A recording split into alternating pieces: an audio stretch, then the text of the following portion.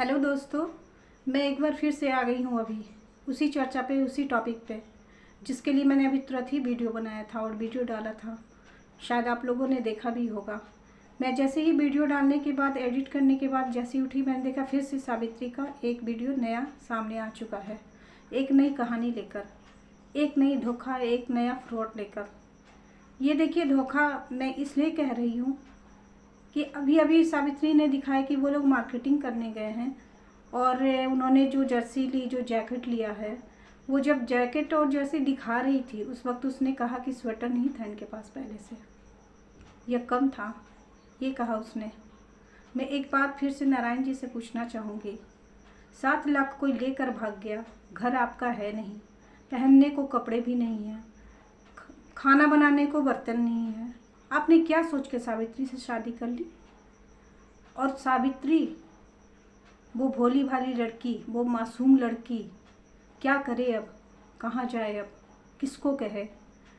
उसे लगता है अपने परिवार से, अपनी फैमिली से इसकी चर्चा करेगी, वो टेंशन में आ जाएंगे, उन्हें टेंशन होगा।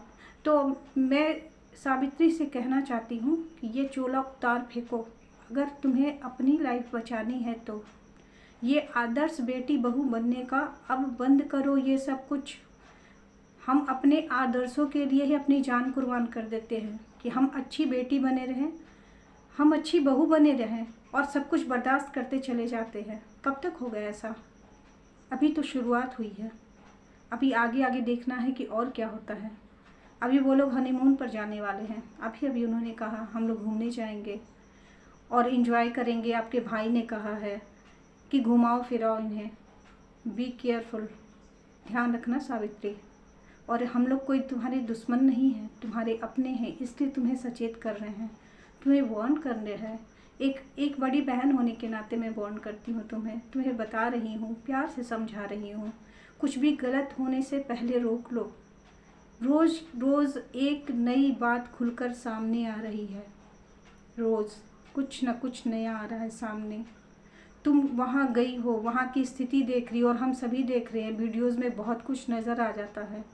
जो तुम नहीं भी दिखाना चाहती हो, वो कुछ भी अगल बगल में तुम्हारे पीछे बगल में कुछ भी जो कुछ रखा होता है, उससे उनकी स्थिति समझ में आ रही है।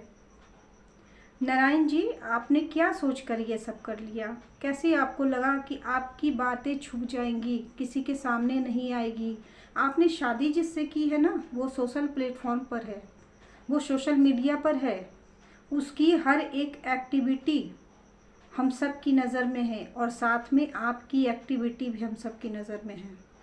तो ये मत सोचना कि आप कुछ भी करोगे तो हम लोगों को पता नहीं चलेगा, या बातें छिप जाएंगी, या अगर कुछ गलत हुआ तो आपको सज़ा नहीं मिलेगी। आप सब इतना ध्यान रखना, आप लोग, आप और आपकी फैमिली, कि आप जो कुछ भी कर रहे हो, छोटी छोटी बातें हम लोग तक आ रही हैं। और सावित्री का वो दर्द, वो मायके की याद बता नहीं सकती। आज फिर से मेरे आंख से आंसू निकल गए जब मैं देख रही, जब वो कह रही थी कि बहुत मुझे मेरा मायका याद आ रहा है।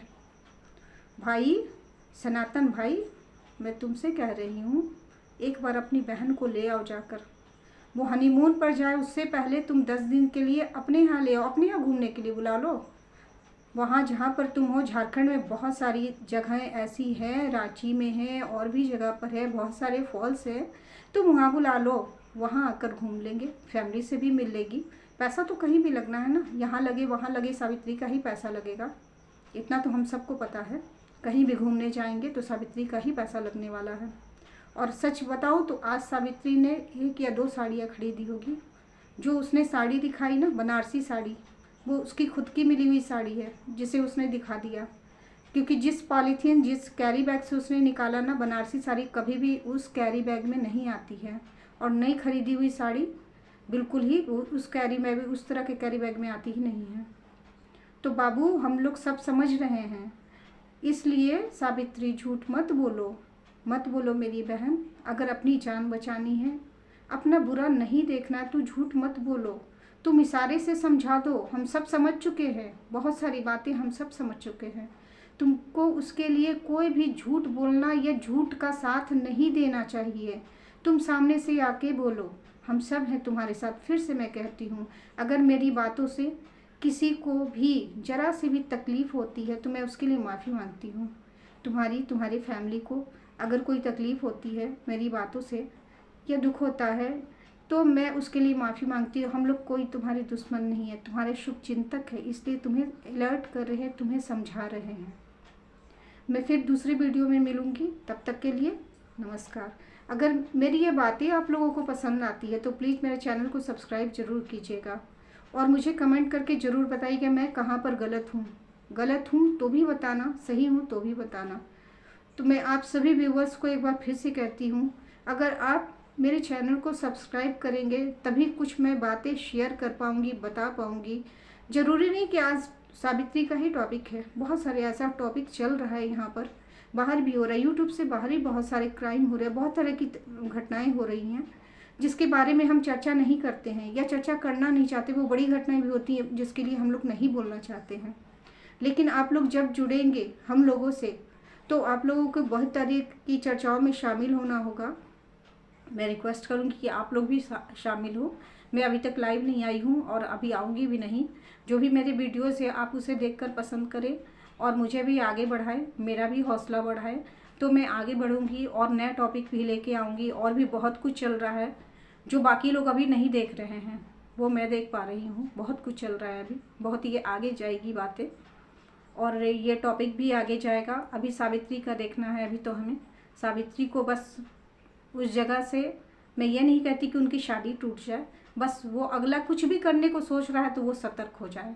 बस हम लोगों की यही प्रार्थना है, हम लोग यही चाहते हैं और उसकी लाइफ में सब कुछ अच्छा हो जाए। जिस शौक़ से उसने शादी की, उसके भाई ने शादी की, जिस तरह से की, हम सभी चाहेंगे कि उसकी लाइफ बची रहे और उसकी शादी भी बची रहे। और अगला आदमी अगर उसे लग रहा है कि वो, बस मैं ये कहती हूँ कि वो समझ जाए, समय रहते वो संभल जाए और कुछ भी उसके साथ गलत ना हो। बस मैं फिर मिलती हूँ नेक्स्ट वीडियो में, तब तक के लिए नमस्कार।